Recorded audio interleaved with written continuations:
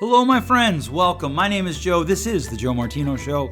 Today, I want to talk to you about how do we regulate our emotions to find effective change in our lives. What if the division in our society could be healed by groups of people coming together to regulate their own emotions and behaviors so that we could engage in substantive conversation about the things that we're passionate about without resorting to name calling and talking over each other? Let's kick it off. This is the Joe Martino Show.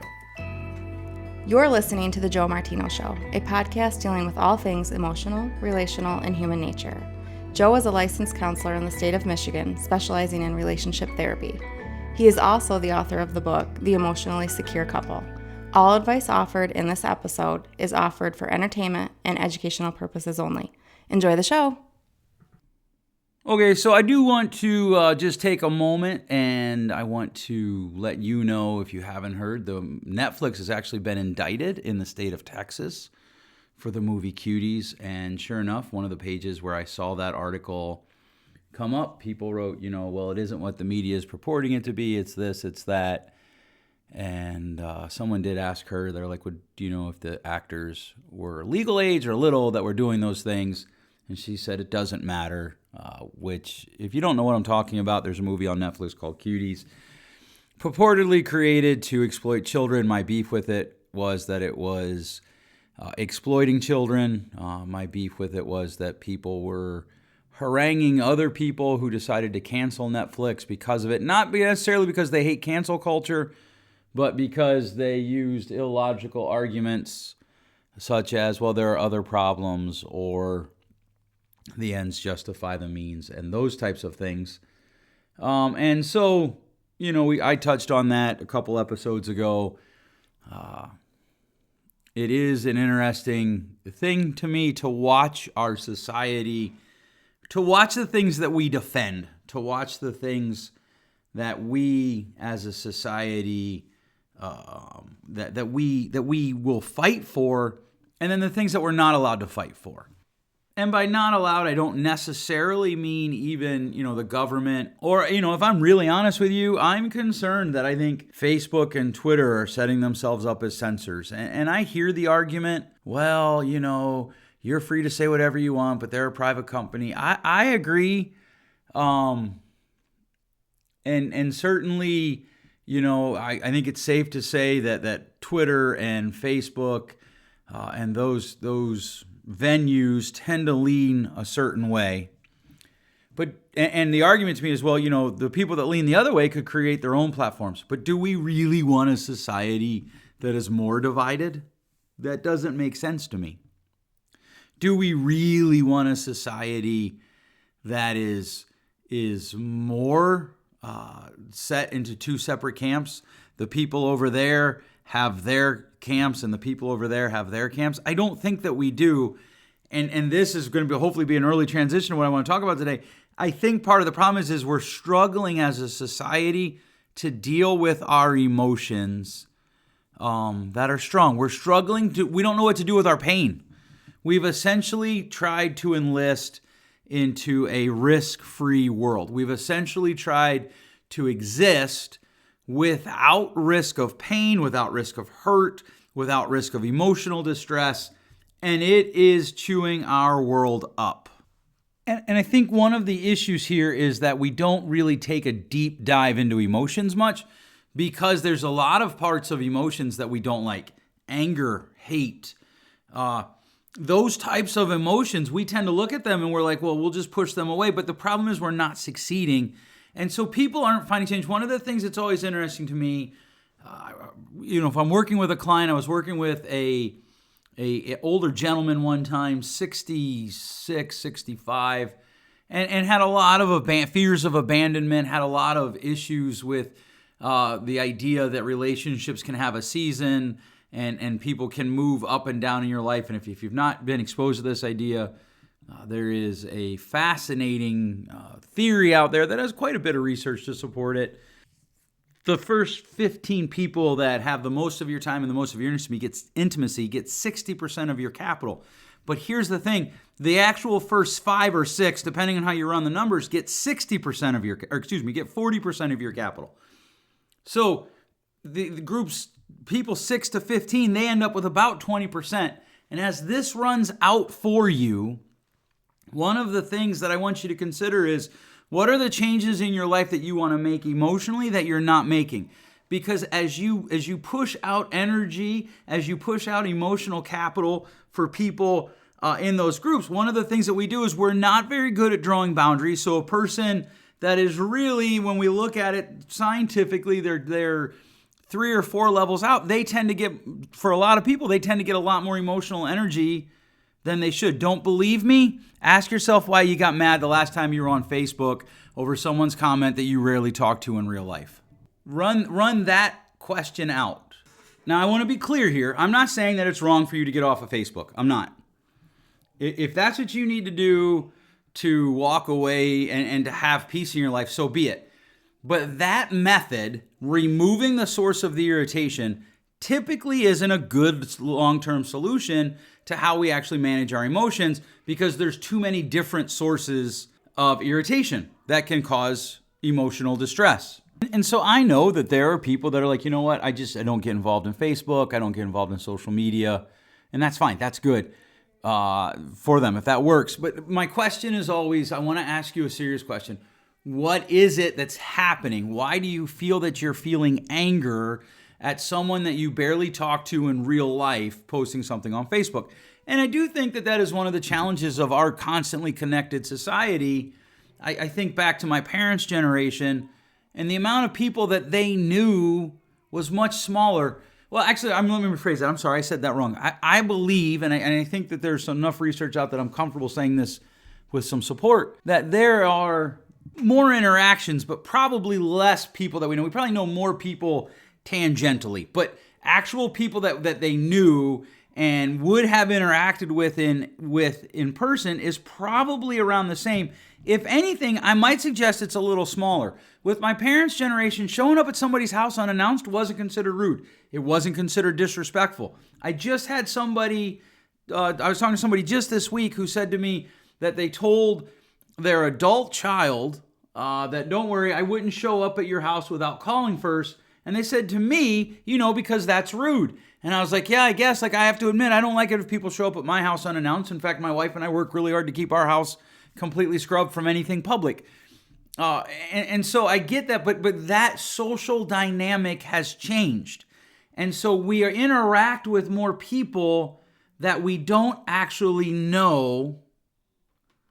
And I think we might interact with less people total than generations before us. But they didn't have where I could pick up my phone. I can pick up my iPad, my computer, and I can go to one of a gazillion different social media sites and interact with people that I disagree with or agree with at a much higher number. And so one of the things is that we're interacting on deep issues with people that we don't have any relational platform with.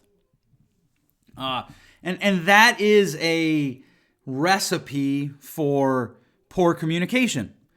Just a few days ago, I had a conversation with somebody on Facebook, and he wrote something that he meant for humor. I believe he meant it for humor, at least now. I did not take it that way, but the truth is, I don't know the guy. I have vibes about him. I have impressions about him. I don't really know him necessarily, right? And so there's this possibility to interact with people and on deep issues that we don't know about, which is a recipe for bad communication, poor communication. It's also a recipe for emotional distress in a society that does not seem to me, neither as a person or a counselor, to consider the idea that emotional regulation is a good sign of maturity. And so you might be thinking, well, wait a minute, what in the world are you talking about? So let's break this down a little bit. One of the things that our society is doing, I've talked about this a lot, we are making feelings facts, right? In fact, there's a whole counter movement, facts don't care about your feelings and all that. I just literally saw a t-shirt today or a sweatshirt today that was a counterculture t-shirt. I can't actually quote what it says because it would be crude and inappropriate. But we've elevated feelings to facts. So if I feel like you offended me, here's an interesting question that I want to ask for you. does your intent change what you communicate? In other words, if you don't intend to communicate something, but you do communicate that, or the person reads it that way, how do we decide what was correct? And this is part of the problem, because we've bought into this idea of your truth. You just have to live out your truth. Well, what if your truth is, it's okay to take my motorcycle? Right now, our agency, we are talking about different mental illnesses, and one of the ones that we were talking about, right? We're training therapists and whatnot as we go through this, and one of the things that we were talking about is there are mental illnesses where people take things and they literally believe that someone said they could take them, but they don't, and they end up going to jail, and it's terrible, and we need better treatments. But what about that? What if your feelings say, well, you can do this? And there's always a line. We all have different lines. And so I meet with clients and like, well, it's okay that I cheated on my wife because my feelings, blah, blah, blah. Well, what if your wife cheated on you? Well, I'd be hurt. I'd be mad. And what's interesting to me is most people I meet don't notice the correlation between hurt, fear, and anger. In part because feelings rule everything. And so however you feel, that's okay. One of the things that I have come to terms with is, why do I care if someone writes something on Facebook that I disagree about? Whatever it is. Let's say that they're super pro-mask and they're putting up, posts about how masks should be worn everywhere, or they're very pro-spanking. I have been very clear that I am anti-spanking. We'll use one that's real. The mask one, a little bit less. Actually, the mask one's interesting to me because I'm ambivalent towards the mask. I'll wear them when I need to. The idea that they stop the virus from going out but not going in doesn't make a whole lot of sense to me. Maybe I'm just not smart enough, I guess.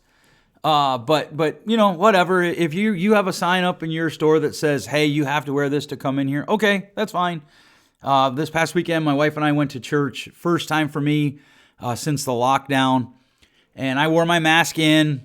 You don't have to wear a mask in church. They have exceptions under the now struck down executive orders by our governor. But either way, you didn't have to. But I still did, because I know that there are people there that will feel more comfortable the more people that are wearing masks. And one of the things that is a value that I live out of is what can I do to help someone feel more comfortable when possible? And so my dislike of wearing a mask, and I'll be honest with you, I hate wearing them. I don't find that I breathe as well through them. I know that there are people like, well, I breathe just fine. That's fine. And medical doctors wear them for 12 hours. I'm not trying to argue it with you. In fact, that's the interesting thing. Here's my question for the person. When I say, I don't find that I breathe as well through a mask, I wear them when I have to. I wear them here at work when I'm out and moving around and when I need to, but I don't like them. People get agitated and try to convince me that I'm wrong, that somehow because they can breathe well through it, I can too. And my question is always, why are you getting agitated right now? What is it that's causing you to feel that you are feeling angry inside? And yeah, I'm a therapist, so that's a question that I ask. But I ask myself that question. Why do I care if somebody on Facebook I disagree with? And even if it's one of my close friends, why do I care if they disagree with me on this topic? For instance, let's say that I have a friend who's very pro-spanking. I am not. In fact, I'm anti-spanking. And they start putting up articles about it. As long as they're not glorifying, and I hate this phrase. This is where I debated using the spanking illustration today when I was putting I don't usually write a script. A lot of times I write like an outline, if you will. And I debated using the spanking because there is a line that will be crossed that I feel like anger is justified. And that is when they put up a pro-spanking argument that glorifies beating someone's butt. When they use the word beating has a meaning. We have a very robust English language. And so when you use the word beating, it has a connotation. When I was a kid, there was a guy named Daryl Dunn and Dave Arnold. They traveled and spoke to people. And they did them like for a week long. My family went. We rode in a school bus that the church owned to this place. If you didn't grow up in that type of environment, you have no idea what I'm talking about, and it was weird. I do believe it came from the best of intentions from my parents, though. Nonetheless, the guy talked about how he beat his kids till their butts were black and blue on purpose. That's abuse. And so emotional stirring in me, I think, is appropriate there, because that is abuse. That is hurting someone who by and large is defenseless. And so, there's that. But if they're pro spanking and I'm not, why would them posting that on Facebook make me angry? If I agree with them about 80% of things, but we disagree on what we should do in this next election, why does that make me angry? And part of it is because, elections have consequences, the famous President Obama line, and it's going to run out this way and that way. Why do I care if my friend thinks that city living is better than country living? I actually don't care, but I'm trying to come up with situations.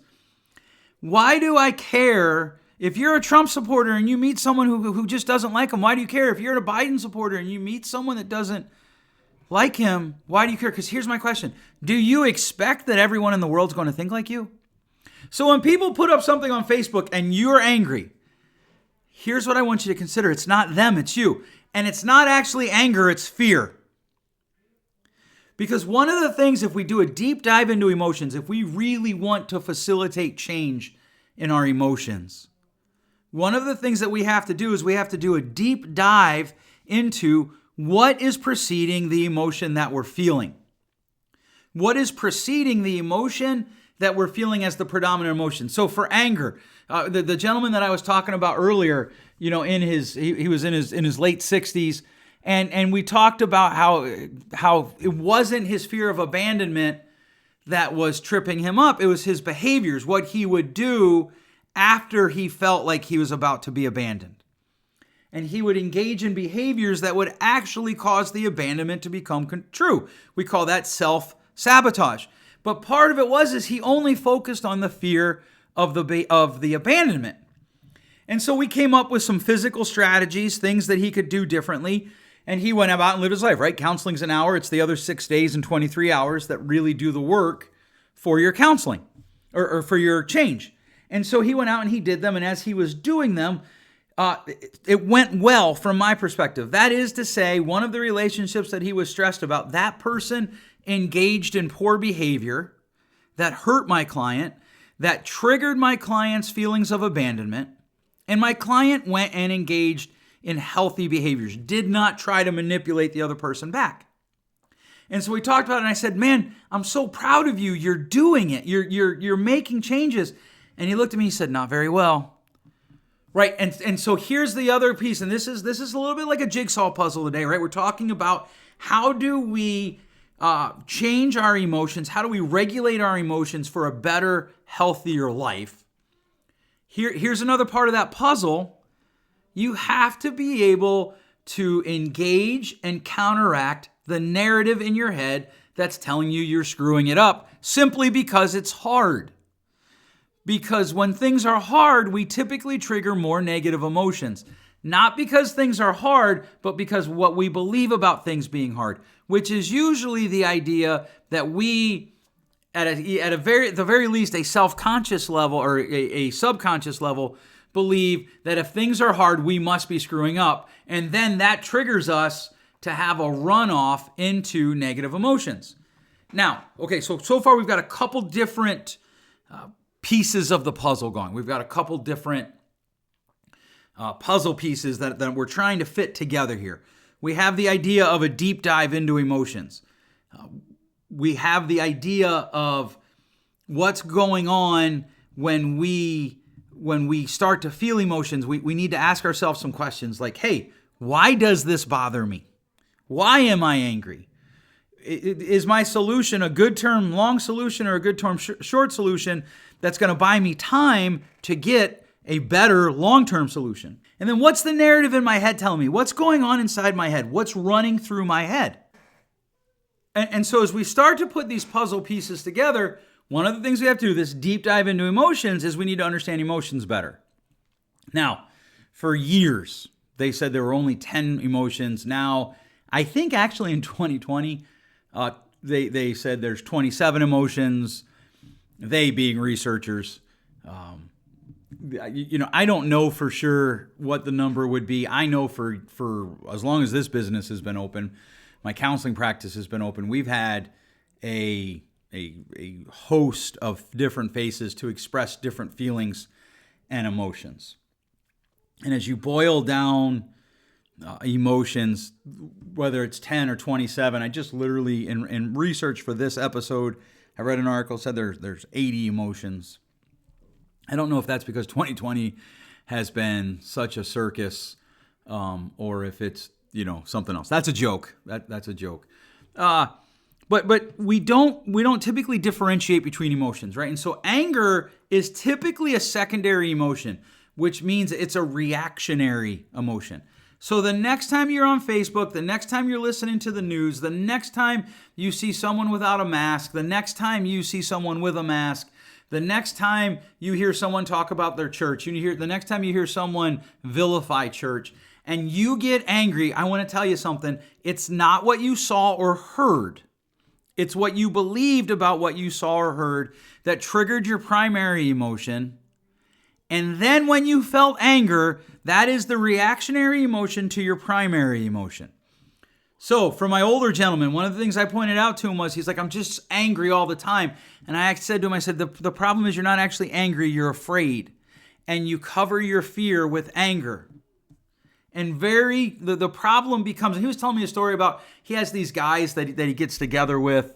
I have to be honest, I was a little confused on the frequency of it, but it wasn't necessary for me to understand that part in order for the therapy to continue. So I did not explore it, but he talked to me about how he got together with this group of guys. Sounds like a pretty big group, to be honest with you.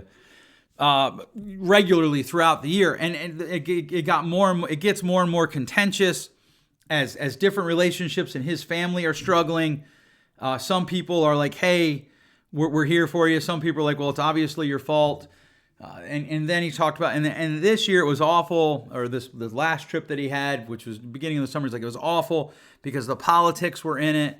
And he's like, people were talking about this and they're talking about that, and they were saying this horrible thing and that horrible thing. And he said, I was in my room. He said, I was just kind of getting ready to go out and go fishing, try to get away from it for a few minutes. And the guy that he was sharing a room with walked in and he's like, I'm so sick of this politics. The next person to bring it up, I am going to unload on. And he looked at me and he said, internally, I was like, oh, I hope so. I can't wait to see it. And so I said, well, why do you think that is? And he said to me, I don't know, but I don't think it's healthy. I said, okay, let's pull that apart. And he said to me, I wanted to know that I wasn't the crazy person. I said, and you find other people's anger comforting? And he said, no. I said, really? So that person getting angry would have done what? Well, it helped me to realize that I'm not crazy, which is a fear. The fear that I'm crazy. The fear that because I'm different than these people, I'm crazy. In fact, in our society, we've done something. We've normalized unhealth. We've normalized sickness. First, we started out with disease as malady, right? Or as malady as entertainment, excuse me. Right? So The Biggest Loser, what is that? That's a show about unhealthy people with unhealthy coping mechanisms. Anybody that is that morbidly obese, there's probably a unhealthy coping mechanism related to food. Now, there could be a genetic thing. I want to recognize that. But probably they're going through or they've experienced significant trauma somewhere in their life. For the vast majority of people. Because we've normalized trauma. And here's the thing, by normalize it, I don't mean we've actually decided to treat it and help people process through it and get healthy. What we've done is we've normalized it to like, everybody has it. Go look at the arguments about cuties. I know you guys, there are some people that think I'm obsessed about this, but the argument is, well, there's other stuff too.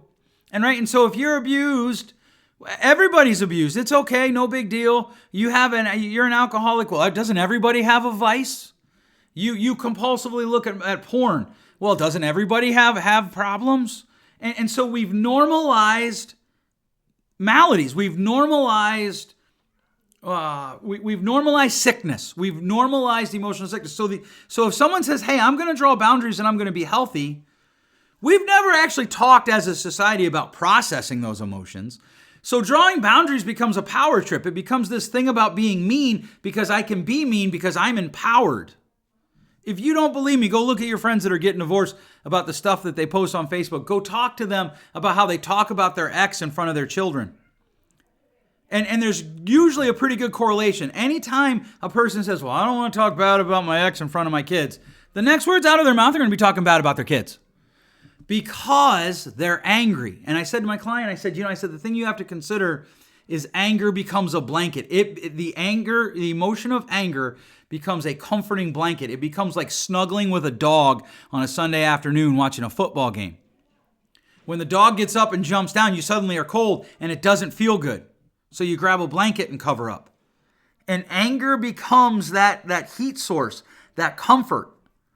Because if we take anger away, we have to face the fear. If you want to change your emotions, if you want to be better at regulating your emotions, you have to face the fear. So if I read something on Facebook or I hear somebody who says something I disagree with and I get angry, I need to ask myself, what am I afraid of? What's moving me forward in this that's causing me to be angry? What? Because it's a reaction. If I take baking soda and vinegar and I dump it down the drain, then what happens is I get a reaction.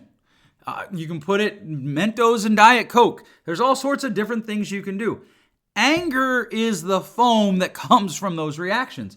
It is the reaction to something else. And often that something else is fear. Not always, but often. So as you engage in trying to regulate your emotions, the problem is as a society, we've gone to two extremes. Either we've normalized our emotions, all right, and we just take the puzzle pieces that we've talked about to this point, we move them aside. Who cares? We don't need to deep dive into our emotions. We don't need to ask ourselves questions. We don't need to confront the inner voice in our head. Or we just totally live. I'm just going to not be angry. In fact, one of the things that I always ask people is they're like, well, okay, my son was angry. Okay, is that bad? Well, yes. Okay, why? And I don't mean that sarcastically. I mean that legitimately. Why is it bad that your son got angry? My son's angry about his biology teacher. True conversation I had, not with a client. Okay, why? Well, it feels like his biology teacher plays favorites. Okay, is that bad that he's mad? Yes. Why? Well, he shouldn't be mad. Why? Well, because, when he gets mad, he does bad things. Did you catch the word change? He does. And this is where change happens.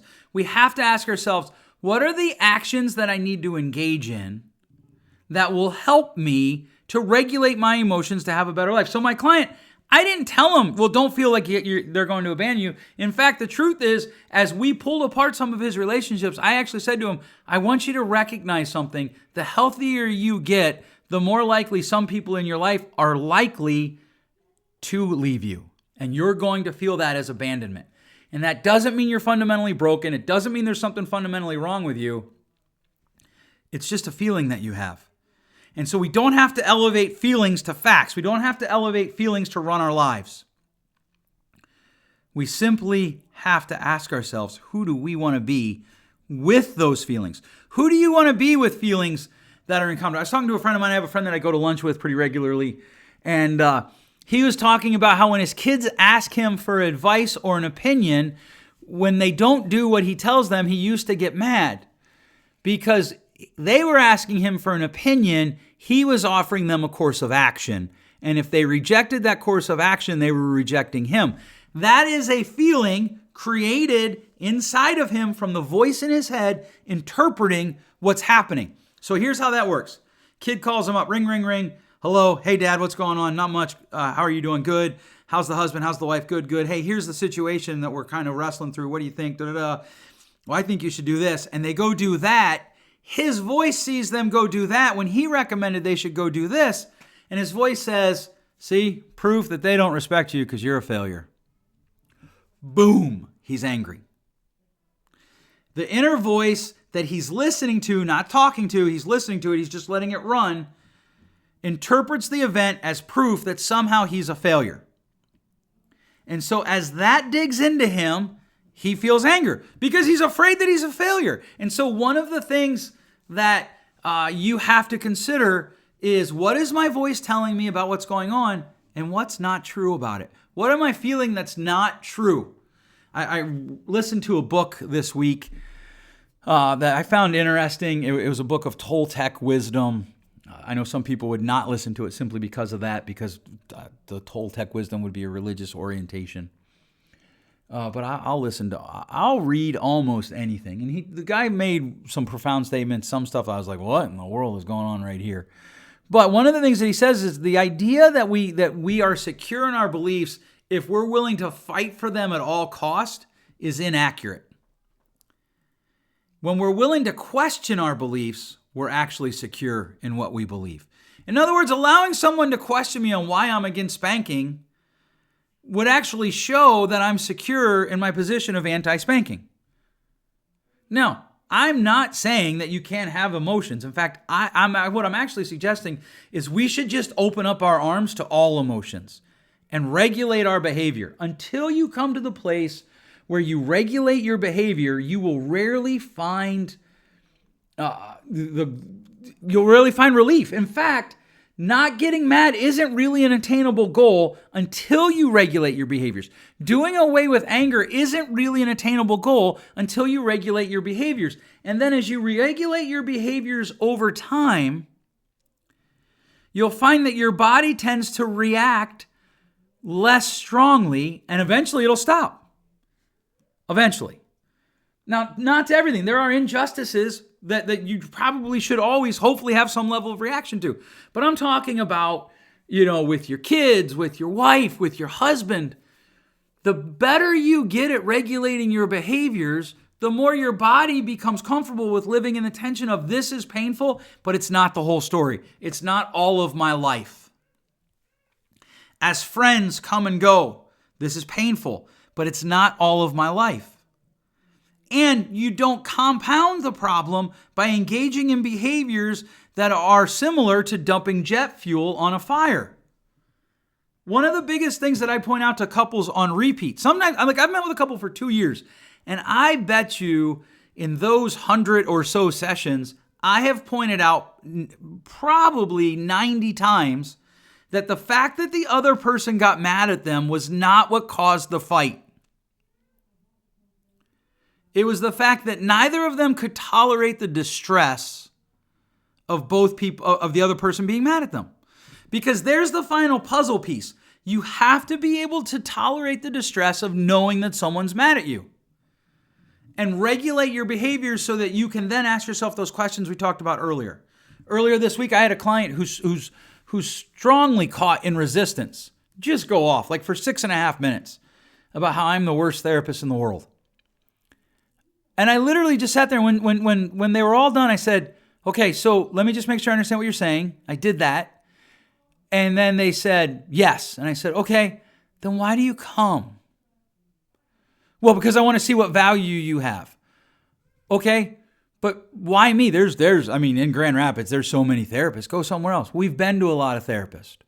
Now, I want to be really clear. Inside, I was feeling distress. I was feeling, oh my word, this woman's saying I'm terrible.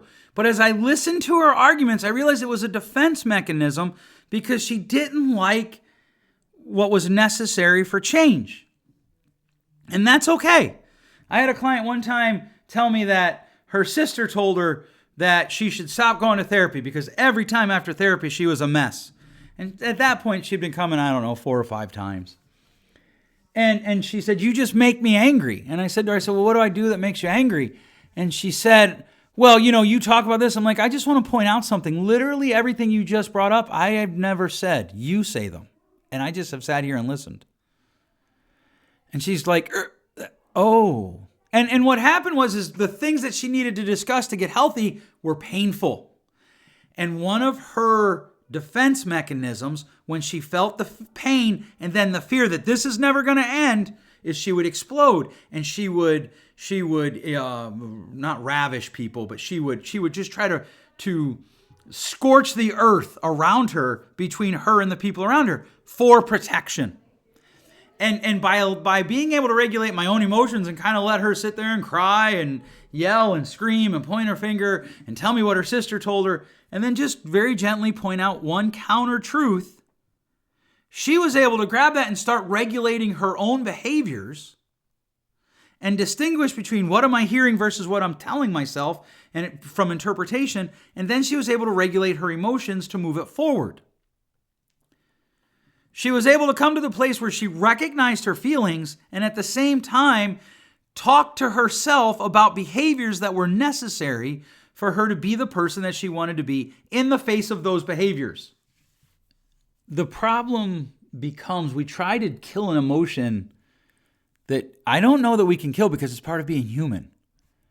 But we can take a deep dive into what's preceding it, what is leading to it. How do we best act while feeling that emotion? That's what tolerate the distress means. You live in that discomfort. You live in that angst. And one of the things that we're doing is we're making hard unacceptable. If it's hard, it's not acceptable. Everything should be easy. Pain should never exist. And when I talk with this about people, they invariably say, well, no, I don't agree with that. I'm okay, you might not agree with that intellectually, but volitionally, that means actions. That's how you live your life. Think about this virus. Why can't we have a conversation about the coronavirus? Why, when people have conversations about it, invariably do people get angry and stop talking? Whether it's on Facebook, which is always interesting to me, or in real life interactions, which are also always interesting to me, why do people end up in arguments about the virus or how we should respond? Right? We've moved from deaths and overloading the healthcare system to deaths, not overloading the healthcare system, to cases. We don't actually talk about deaths anymore because the death rate's very low. But if you say that, I know right now, just by saying that, I've lost listeners. Somebody out there is going to turn this off and they're not going to listen to me again forever, maybe, or maybe for 6 months.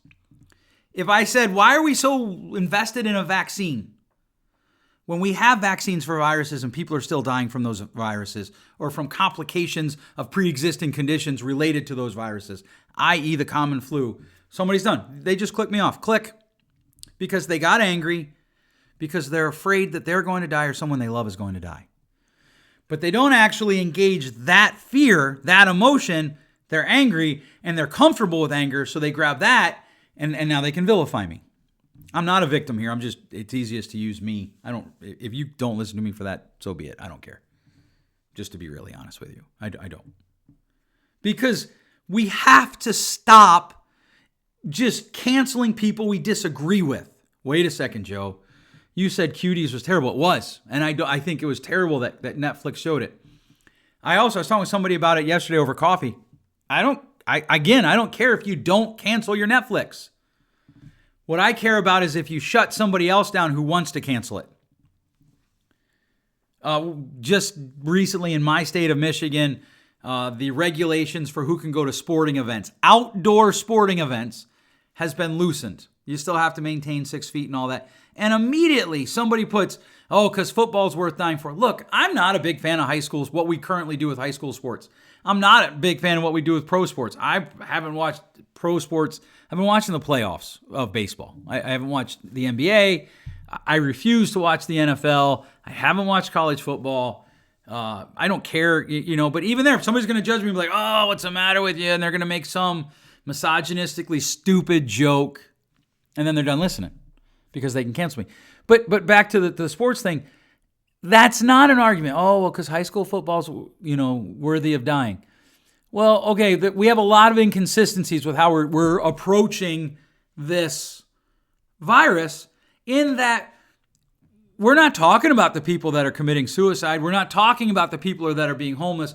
In my state, we're not talking about the fact that there's people that are unemployed and they're not getting any unemployment and the state doesn't have the money to give them the money for unemployment and they're going hungry. We're not talking about that. Because we're afraid if we back off of the virus response at all, if we back off of the lockdown at all, people are going to die. On the other hand, people are afraid if we don't stop the lockdown, what about the 200,000? That's the number I hear recently. The 200,000 people that died. There's going to be another 200,000 and the world's going to be wiped out. Climate issues. Very few conversations happen about that. In fact, we've stopped having conversations and we just have angry outbursts. Whether it's climate issues, it doesn't matter what it is. But climate issues, one of the things I don't mind, I'm actually probably greener than a lot of I know for a fact I can list you people that claim to be very climate friendly And I'm way climate friendlier than them.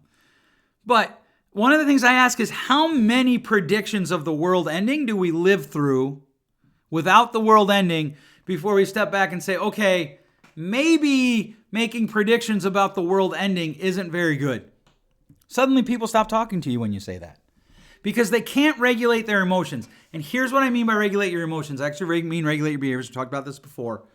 They can be angry at me, but we agree on like 85 other things.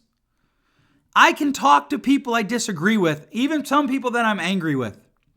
I had an interaction with a good friend this past weekend, and I had to ask him a question. It wasn't a big question, but later I was like, oh, maybe you're not like me. I have the gift of overthinking. I was like, oh man, I wonder if I offended him by that question. And the whole thing was in my head. It created emotions in me that weren't based in reality. They were completely in my head. And here's what I'm suggesting. If we want to have a better society, if we want to have a less divided society, we have to regulate our emotions and distinguish, are these feelings coming from the voice in my head, or are they coming from something that actually happened?